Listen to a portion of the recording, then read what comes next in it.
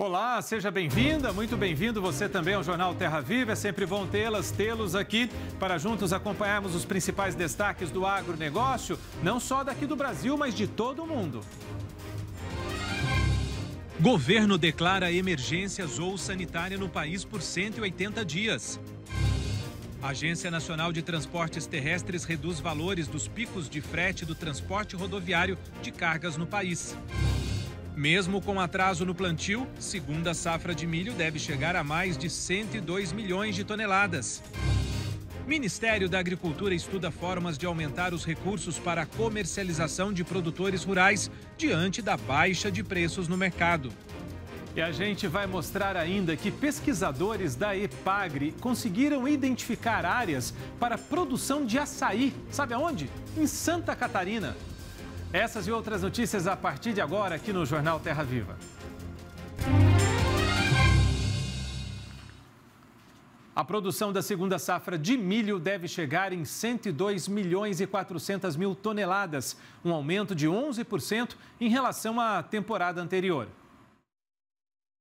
Com a implantação mais tardia das lavouras, por conta do alongamento do ciclo da soja e o excesso de chuvas, os impactos foram negativos para a segunda safra de milho, na avaliação da Agroconsult, organizadora do Rally da Safra.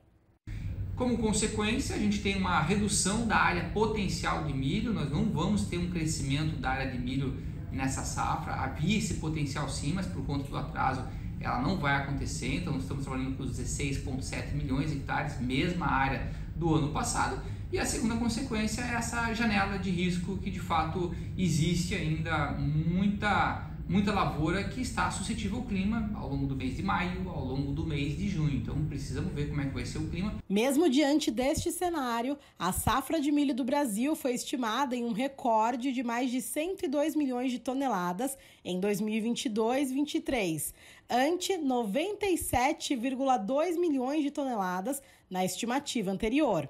Destaque para o estado do Mato Grosso, que deve atingir pela primeira vez o volume de 50 milhões de toneladas.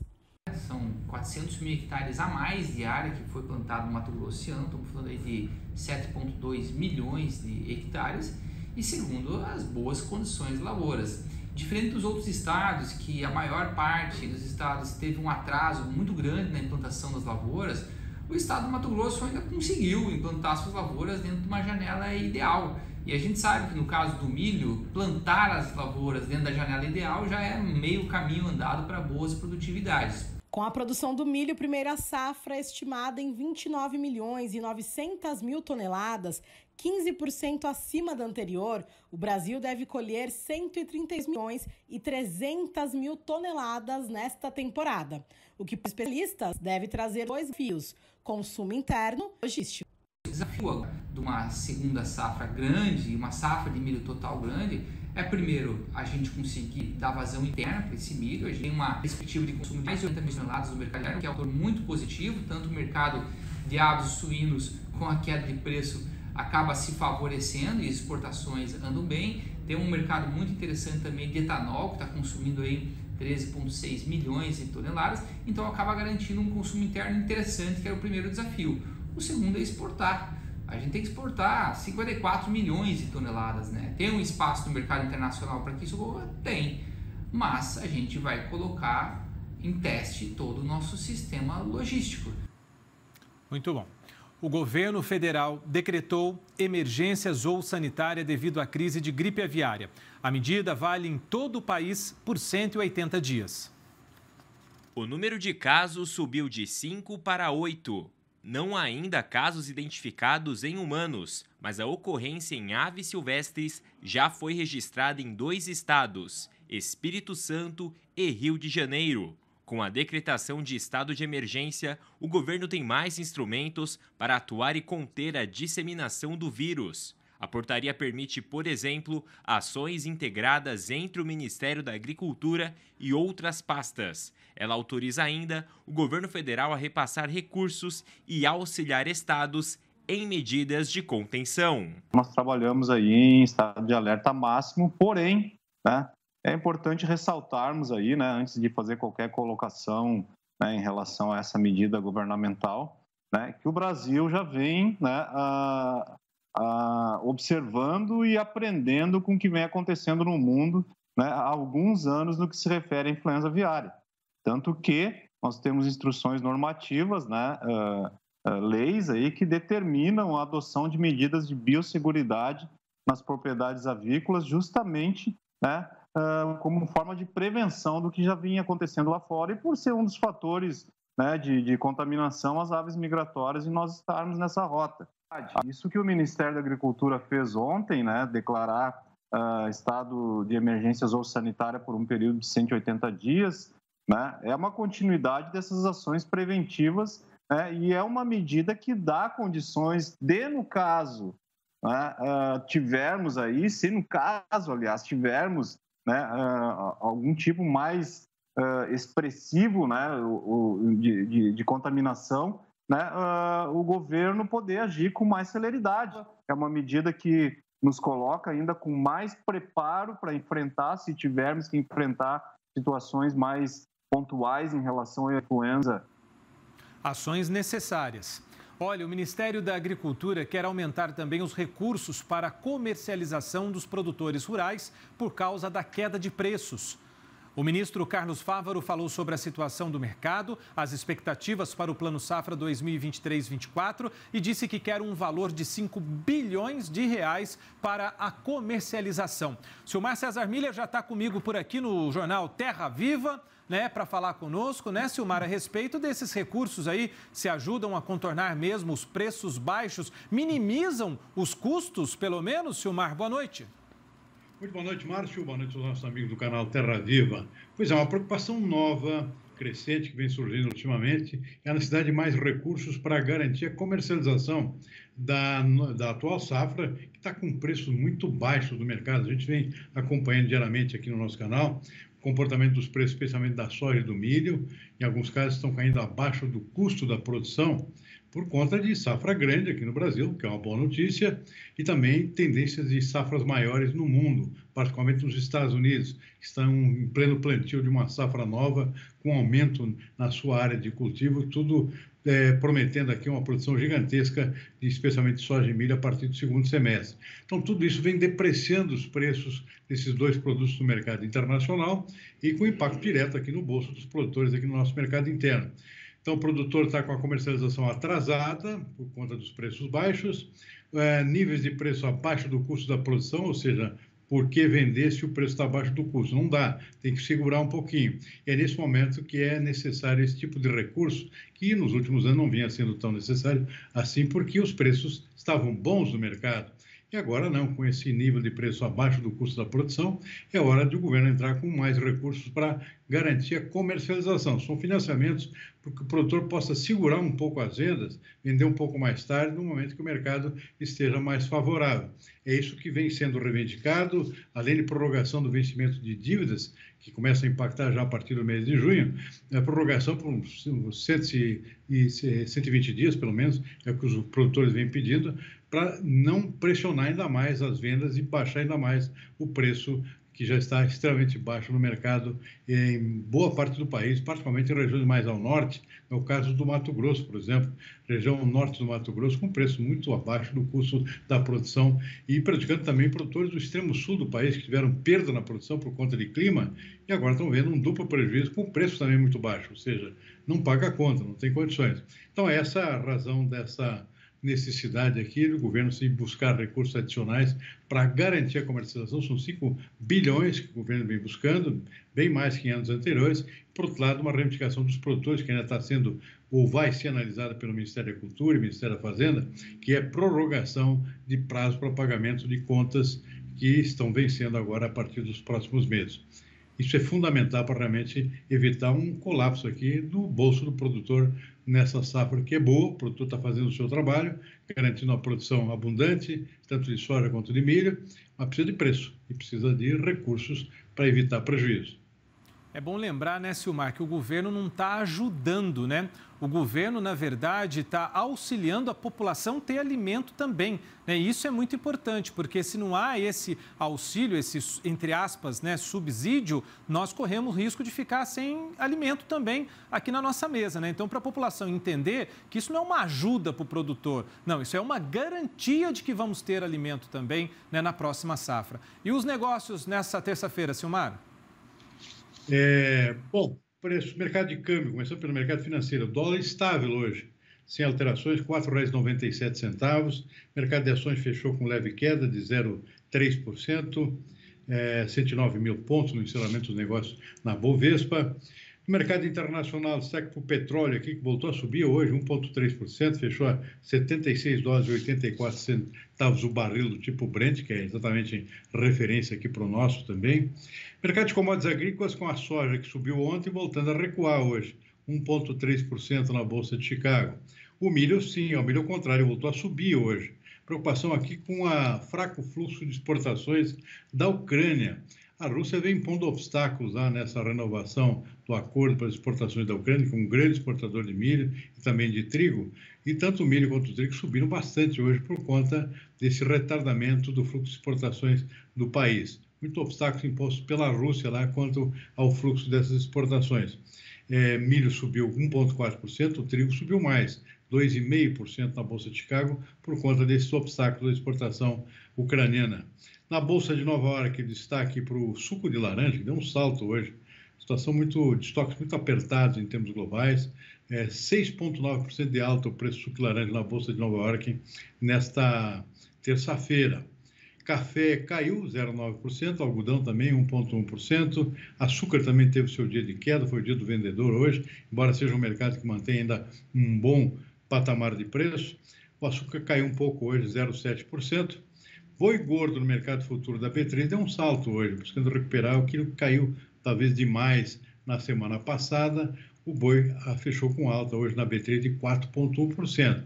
Parece muita coisa, mas na verdade é uma correção, uma espécie de correção técnica, porque lá no mercado físico, lá no interior do país, o preço continua muito depreciado, no caso do boi gordo, preços em alguns casos abaixo do custo de criação. Isso continua preocupando, portanto, os nossos pecuaristas Brasil afora, Márcio. Muito bem, Silmar, obrigado, viu? Até amanhã. Amanhã, muito boa noite. Boa noite. A Agência Nacional de Transportes Terrestres reduziu os valores dos pisos de frete do transporte rodoviário de cargas no país. Os pisos vão variar entre 2,34% a 3,21%, conforme a categoria. A correção deve-se à retração do preço do diesel S10 de 5,70%, conforme levantamento da Agência Nacional. De acordo com o reajuste, a tabela A de transporte rodoviário de carga de lotação caiu 2,34%. Tabela B, veículo automotor de cargas caiu 2,66%. Já a tabela C, transporte rodoviário de carga lotação de alto desempenho caiu 2,86%. E a tabela D, veículo de cargas de alto desempenho, caiu 3,21%. A Secretaria Nacional do Consumidor, vinculada ao Ministério da Justiça e Segurança Pública, lançou um canal específico para denunciar preços abusivos nos postos de combustíveis. Os consumidores poderão registrar reclamações em um formulário online que já está disponível. O objetivo é fazer valer a decisão da Petrobras, que reduziu o preço dos combustíveis vendidos às distribuidoras. A redução foi de 44 centavos por litro para o diesel e de 40 centavos para a gasolina. Consumidores de diversas partes do país reclamam que as reduções não foram repassadas. Em alguns casos, o preço até subiu, para em seguida voltar ao patamar anterior, como forma de fraudar a redução. A seguir, pesquisadores da EPAGRE identificam áreas para a produção de açaí. Sabe aonde? Em Santa Catarina. E ainda, neste dia 24 de maio, é comemorado o Dia Nacional do Café. O Museu do Café promove uma programação especial para celebrar a data que a gente explica daqui a pouquinho, depois do intervalo. Um cafezinho, até já. Veja bem, a juíza federal substituta Diana Vanderlei, do Distrito Federal, anulou a posse do presidente da Agência de Promoção de Exportações do Brasil, a Apex. Presidente, Jorge Viana. A ação é movida pelo senador Flávio Bolsonaro, do Rio de Janeiro. Segundo a decisão da magistrada, Viana não teria comprovado um nível avançado na língua inglesa. De acordo com a juíza, esse requisito foi alterado no Estatuto da Apex para que Viana pudesse exercer o cargo. A Advocacia Geral da União informou que já recorreu para derrubar a liminar. Vamos para o sul do país agora, porque lá os pesquisadores da EPAGRE publicaram um artigo científico identificando áreas potenciais em Santa Catarina para a produção de açaí através de sistemas agroflorestais.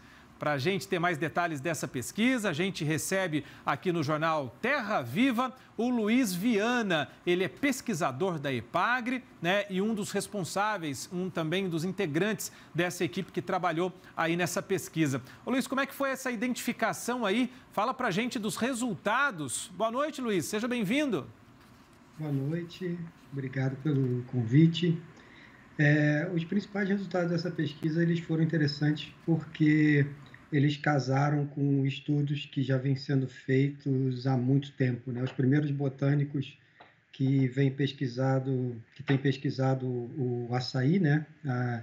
Eles já desconfiavam de uma presença natural deles no oeste de Santa Catarina, mas essa planta nunca tinha sido identificada por lá, porque é uma região onde a floresta nativa já está muito degradada, então existem poucos fragmentos florestais.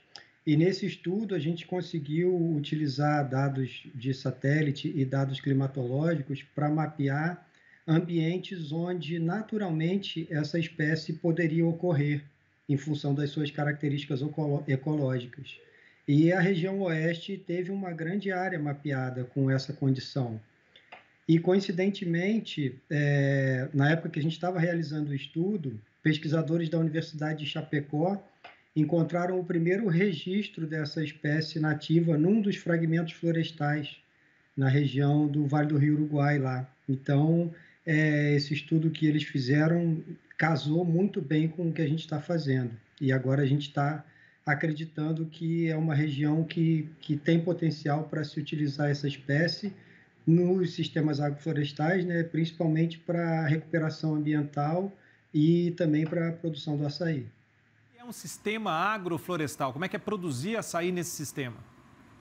Os sistemas agroflorestais eles têm uma base mais ecológica, diferente da agricultura tradicional. Então, você integra espécies que fazem parte da floresta nativa, mas que têm algum interesse produtivo. Então, são sistemas muito interessantes para a parte de regularização fundiária das propriedades rurais. Em áreas de preservação permanente, onde você deveria, teoricamente, manter a vegetação nativa, você pode explorar essas espécies, você pode plantar essas espécies, que você, além de contribuir para a preservação dessas áreas, que são obrigatórias, você também pode tirar algum tipo de sustento. Então, os sistemas agroflorestais, eles são muito interessantes nesse sentido. Eu não sei se você já falou aí no início, mas qual que é a condição ambiental específica, né, ideal para esse tipo de sistema, hein, Luiz? É litoral? É mais para a serra? Como é que é? Para Palmeiras de Jussara, especificamente, o litoral é o mais conhecido, né? Ela tem abundância na Mata Atlântica, e só que pelo fato da gente ter, na região lá do Vale do Rio Uruguai, uma região mais baixa do que a nossa serra, então a gente tem condições climáticas um pouco mais próximas àquelas encontradas no litoral. E isso favorece a presença dela, né, como foi confirmada por esses pesquisadores lá da Universidade de Chapecó. Como é que é o incentivo agora para o produtor iniciar esse trabalho aí? Como é que quem tem interesse, acabou de saber, tal, quer embarcar nessa do açaí, que está ganhando o mundo, né? Tive recentemente numa feira importante de alimentos lá em Dubai e o açaí lá conquista todo mundo. Como é que faz para seguir essa pesquisa de vocês e colocar em prática? Em termos nutricionais, em termos de gosto popular, né, o açaí é indiscutível. O que a gente tem que evoluir um pouco mais agora, principalmente nessa região oeste, é nas pesquisas de sistemas produtivos mesmo. É ver como essa planta vai se comportar na implementação de alguns sistemas agroflorestais. A gente já sabe que no litoral, ela consorciada com a banana, com o café e com algumas outras espécies, ela produz muito bem e tem dado resultados interessantes. Agora, na região oeste, são poucos as iniciativas que a gente tem para realmente trazer uma segurança maior para o produtor que quiser iniciar esse cultivo. Pois é, o Luiz Viana é pesquisador da EPAGRE, a gente agradece muito a presença dele, a participação aqui no Jornal Terra Viva, falando do açaí, porque quando a gente fala do açaí, a gente só lembra lá do Pará, do Amazonas, que tem um trabalho importantíssimo nesse setor, mas olha só, vamos produzir açaí para o consumo mesmo, também em Santa Catarina, e os pesquisadores provaram que é possível. Luiz, muito obrigado pela gentileza de nos atender, bom descanso para você. Obrigado, boa noite também. Valeu, é sempre muito bom ter EPAGRE aqui, tá? Voltem sempre. Olha, nesta quarta-feira, dia 24 de maio, é comemorado o Dia Nacional do Café. E o Museu do Café, que é uma instituição mantida pela Secretaria da Cultura e Economia Criativa do Estado de São Paulo, vai realizar uma programação especial para proporcionar ao público experiências relacionadas a essa bebida tão presente na nossa cultura brasileira. Um dia tão importante, né, a todo o país e também algo mundial, porque o café, né, a gente consome diariamente, né, seja manhã, tarde, noite.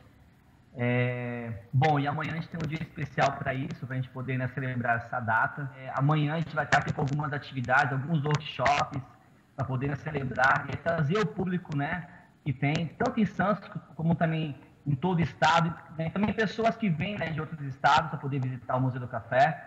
Nós teremos aqui uma atividade logo pela manhã, para que essas pessoas possam entender um pouquinho mais sobre café. E as pessoas, às vezes, elas só consomem, né, café, elas não têm entendimento, né, de todas essas etapas que o café ele passa, né, em toda a cadeia que envolve o café.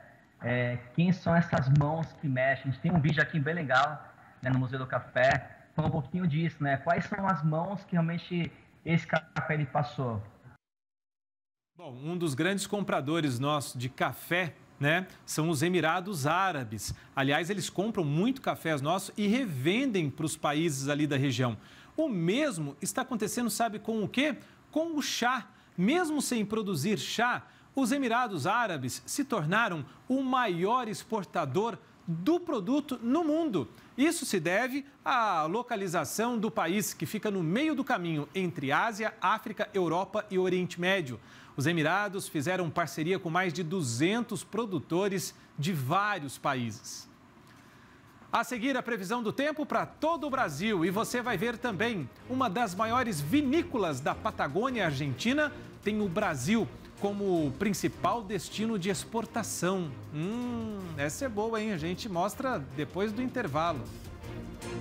A Associação Brasileira de Angus está de olho no mercado chinês e nesta semana participa da CIAO, maior feira do setor de alimentos do mundo, que acontece em Xangai, na China. Olha só, pois é, o país asiático representa o maior importador do corte, com 81% do total enviado para o exterior. Atualmente, outros países disputam o mesmo mercado e têm mais participação no volume importado pelos chineses. Dessa maneira, a entidade busca divulgar a carne certificada e apresentar a qualidade que oferece aos consumidores.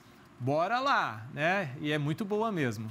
Por falar em bora lá, vamos saber como é que fica a previsão do tempo para todo o país nessa quarta-feira. Quem conta para a gente como é que fica o clima é a Luísa Cardoso.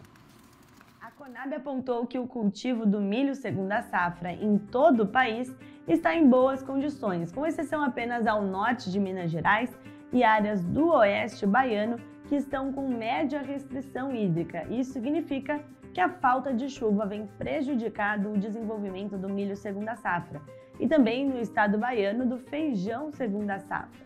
E na próxima semana a condição não muda muito porque, olha só, quase não chove sobre essa região que precisa de umidade. As pancadas mais frequentes vão ficar concentradas no norte do país, 80 milímetros no Amazonas, Roraima e também sobre o Amapá. Inclusive, essa umidade é bem-vinda para o norte nos cultivos em desenvolvimento, mas pode ainda interromper o avanço na colheita da soja no estado do Maranhão, principalmente, que ainda tem áreas para serem colhidas. Além do Maranhão, na Bahia também há algumas áreas restantes para colher a soja e no estado do Rio Grande do Sul. Falando no sul do país, a passagem de uma frente fria a partir desta sexta vai trazer umidade para o sul e também para Mato Grosso do Sul. Além disso, uma área de baixa pressão na altura do Paraguai também vai ajudar a manter as instabilidades. 40 milímetros são esperados para essas regiões e deve beneficiar então os cultivos de inverno que já estão sendo semeados na região. Em todo o centro-sul, condição de tempo firme ainda prevalece. Os trabalhos em campo devem ser favorecidos. Colheita do café no Espírito Santo, Minas Gerais, colheita da laranja em São Paulo, colheita do algodão no estado de Mato Grosso do Sul e também chove de maneira mais frequente na costa leste do Nordeste. Pancadas que acontecem em vários momentos do dia, intercalando períodos de céu nublado e, além disso, devem vir acompanhadas de rajadas de vento. Na próxima semana, a chuva até se espalha pelo país, mas com menor volume acumulado, entre 20 e 40 milímetros são esperados. Umidade bem-vinda também para repor a água disponível no solo, principalmente em áreas do sudeste e centro-oeste que não recebiam umidade há algum tempo. No norte do país é onde ficam os maiores volumes acumulados e em boa parte do nordeste, tempo firme ainda deve prevalecer. Mas o destaque na segunda semana, entre o dia 29 de maio e 2 de junho, é a massa de ar polar que deve avançar sobre o sul do país. Possibilidade de geada, principalmente na campanha gaúcha e nas áreas mais altas da Serra Catarinense. Além disso, vamos falar do tempo amanhã, nesta quarta-feira. A quarta-feira deve ser ainda com tempo ensolarado em boa parte do sul do país, centro-oeste, sudeste e também o norte, o sul do Pará e regiões do Mato Piba. Além disso, o sol aparece no céu e não chove em áreas do sertão nordestino e do Rio Grande do Norte. Pancadas ainda devem ser mais persistentes no litoral da Bahia e no norte do país. Falando então nas temperaturas máximas nesta quarta-feira, 29 graus em São Luís, 31 em Natal, 28 em Salvador, onde a chuva chega com mais intensidade, e no sul do país e áreas do sudeste, máxima de 26 em São Paulo e 29 em Porto Alegre, onde a temperatura volta a subir um pouco mais até o meio da tarde. Obrigado, Luísa. Deu uma esquentada mesmo, né? Gente, destino popular entre os brasileiros, a Patagônia é referência no mercado do vinho. Veja bem, uma das maiores vinícolas lá da região tem o Brasil como principal destino de exportação.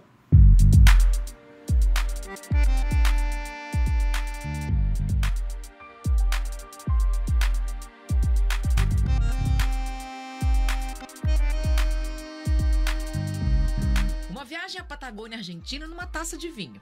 Estão lá as características desta região do extremo sul da América Latina. Venta muito na Patagônia, a casca é mais grossa porque é uma defesa natural dela. Isso dá uma concentração de tanino muito interessante, que particularmente em Mendoza você não vai achar. Pinot Noir é a uva mais característica, emblemática, vamos chamar, da Patagônia. E você vai sentir isso muito presente, a fruta, as especiarias, o aspecto terroso. Patagônia é fantástica. Uma das maiores vinícolas da Patagônia, responsável por 25% de toda a produção da região, tem o Brasil como principal destino de exportação. São 15 mil caixas ao ano. A meta é aumentar para 40 mil. Estamos en ese proceso de expansión de nuestra red de distribución en el mercado de Brasil y también desarrollando el canal de los clubes de vino online. Nos últimos 10 anos, o número de consumidores de vinho dobrou no Brasil, passando de 45 milhões de pessoas. Um mercado importante que tem atraído a atenção de vinícolas no mundo inteiro, com a participação cada vez maior da Argentina. Hoje trouxemos 4 bodegas da província de Neuquén e de Rio Negro para começar a explorar o mercado. Algumas delas já estão vendendo e um vinho excepcional, A gente começou esse projeto em 2020. Na época o volume que a gente fazia no Brasil era bem pequeno. Hoje a gente está produzindo em torno de 2 milhões de garrafas. A gente estima que 10 a 15% disso possa vir para o Brasil nos próximos 5 anos. A Patagônia está entre os principais destinos dos turistas brasileiros. O objetivo do evento em São Paulo é apresentar também as vinícolas da região.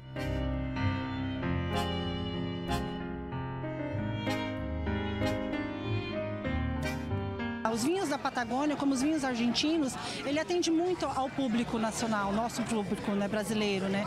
Talvez pela sua leveza, boa fruta, equilibrado. Clientes e bons momentos para um vinho não faltam. De amor, de prazer, de lazer, de família. Família é muito gostoso, é tudo maravilhoso.